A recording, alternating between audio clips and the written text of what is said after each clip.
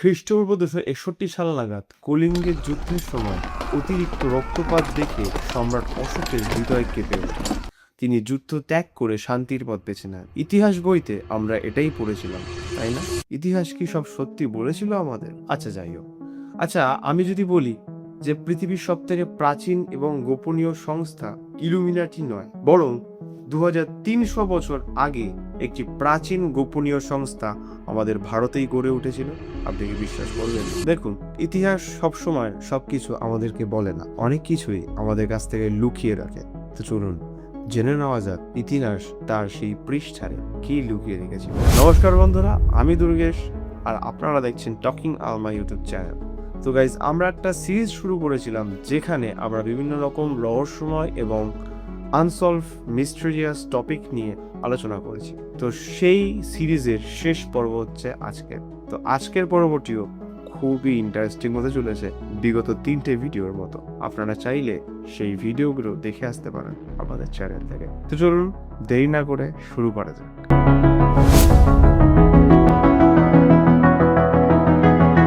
কলিঙ্গের যুদ্ধের পর সম্রাট অশোক উপলব্ধি করেন যে যুদ্ধ কতটা ভয়ঙ্কর হতে পারে, এবং তিনি ঠিক করেন যে তার কাছে উপস্থিত 9টি বই তিনি নজনের একটি গোপন সংগঠন তৈরি করবেন।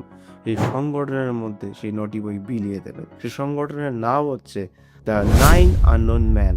বিজ্ঞান সম্মত এই 9টি বই যদি ভুল মানুষের হাতে পড়ে তা পুরো মানব জাতিকে ধ্বংস করে দিতে পারে।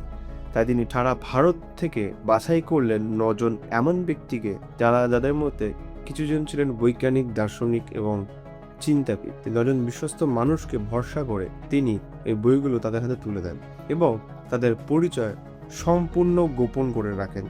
এমনকি এই 9 জনও একে অপরকে কোনোভাবেই চিনতেন না। তারা প্রতিশ্রুতি দেন যে তারা সারা জীবন এই বইগুলিকে রক্ষা করবেন। নিজেদের মৃত্যুর আগে তারা উপযুক্ত উত্তরসূরির হাতে এই 9টি বই হস্তান্তর করে দিয়ে যাবে। এই 9টি বইতে এমন কি ছিল যা সম্রাট অশোকের মনে হয়েছিল একটি মানব জাতিকে ধ্বংস করে দিতে পারে? তো চলুন জেনে নেওয়া যাক। 9টি বইয়ের মধ্যে সবার প্রথম যে বই সেটি হচ্ছে মনস্তাত্ত্বিক বই। মনে করা হয় মনস্তাত্ত্বিক বইতে এমন প্রক্রিয়া সম্পর্কে লেখা ছিল যা দিয়ে একটি সম্পূর্ণ জনজাতিকে ম্যানিপুলেট করা যেতে পারে। বলা হয় এটি হচ্ছে এই 9টি বইয়ের মধ্যে সব থেকে বিপজ্জনক বই। দ্বিতীয় বইটি ছিল ফিজিওলজির ওপরে, মানে শরীরবিদ্যা। মনে করা হয় যে এই ফিজিওলজির বইটিতে এমন প্রক্রিয়া সম্পর্কে লেখা ছিল যা দিয়ে সামান্য স্পর্শে মানুষকে মৃত্যুর মুখে ঠেলে দেওয়া যেতে পারে বা মৃত্যুর মুখ থেকে বাঁচিয়ে আনা যেতে পারে। মনে করা হয় যে পরবর্তীকালে কুংফু বা মার্শাল আর্টের উৎপত্তি এই বই থেকেই হয়েছিল।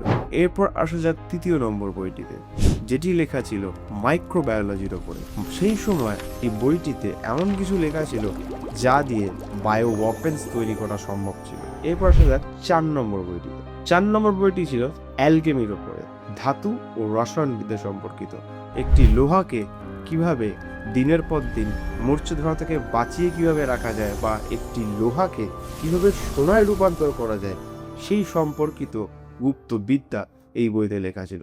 আপনি ভাবতে পারছেন যে এটি কতটা ইন্টারেস্টিং এবং কতটা রহস্যময়।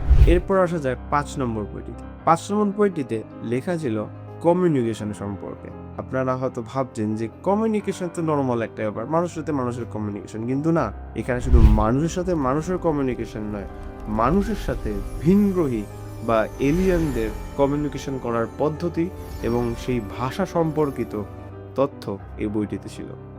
এরপর আসা যাক 6 নম্বর বইটিতে, যেটি লেখা ছিল গ্র্যাভিটেশনের উপরে, পৃথিবীর অভিকর্ষ শক্তি সম্পর্কে। সেই বইতে লেখা ছিল ভারতের প্রাচীন বিমান, রামায়ণেও আমরা বিমানের নাম শুনেছি, যেমন রাবণের যে রথটি ছিল তার নাম ছিল পুষ্প বিমান।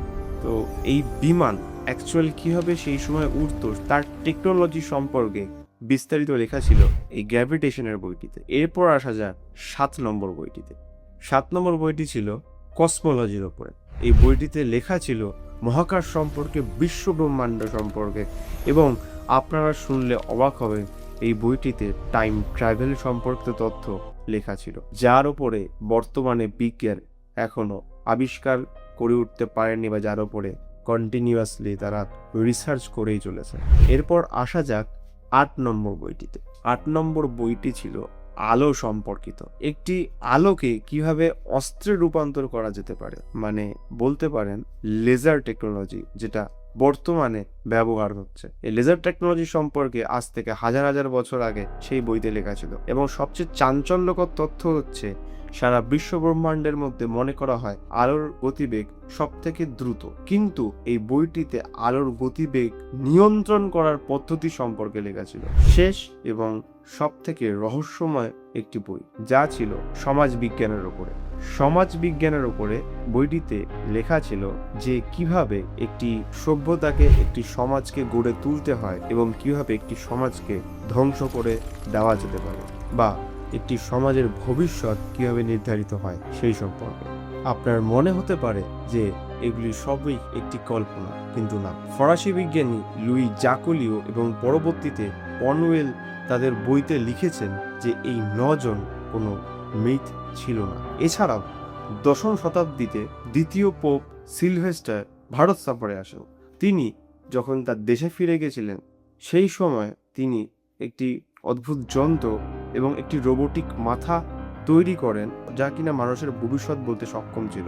তো মনে করা হয় তিনি এই 9 জনের মধ্যে কোনো একজনের সংস্পর্শে এসে সেই টেকনোলজি সম্পর্কে জানতে পেরেছিলেন। এছাড়াও আমরা যদি দেখি যে এখনকার বিজ্ঞান বিভিন্ন রকম নতুন নতুন আবিষ্কার করছে এবং বিভিন্ন রকম নতুন টপিকের উপরে রিসার্চ করছে, যা কিনা এই 9টি বইতে খুব সহজে আমরা পাই।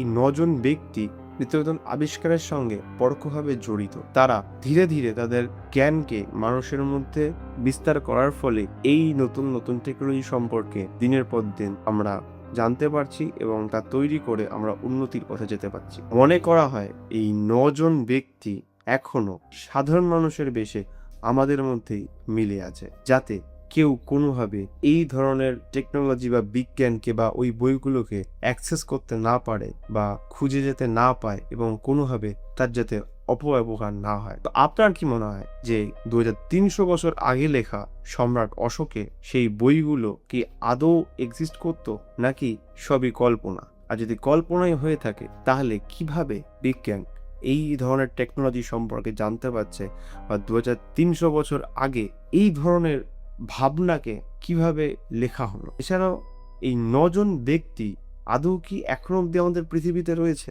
আপনার মতামত আমাদের কমেন্টে জানাবেন। আর যাওয়ার আগে একটা কথা আপনাদেরকে বলি, আপনাদের সাথে যদি কোনো রকম কোনো রহস্যময় বা ভৌতিক অভিজ্ঞতা হয়ে থাকে, তা আপনারা যদি আমাদের সাথে শেয়ার করতে চান, তাহলে শেয়ার করতেই পারেন বিনামূল্যে। কিভাবে শেয়ার করতে হবে তার জন্য আমাদের ডেসক্রিপশন বক্স ফলো করুন। আর ভিডিওটি ভালো লাগলে কি করতে হবে জানেননি। তো ধন্যবাদ, আজকের ভিডিও এই অবধি। আবার দেখা হবে নতুন একটি সিজনে। ততদিন সুস্থ থাকবেন।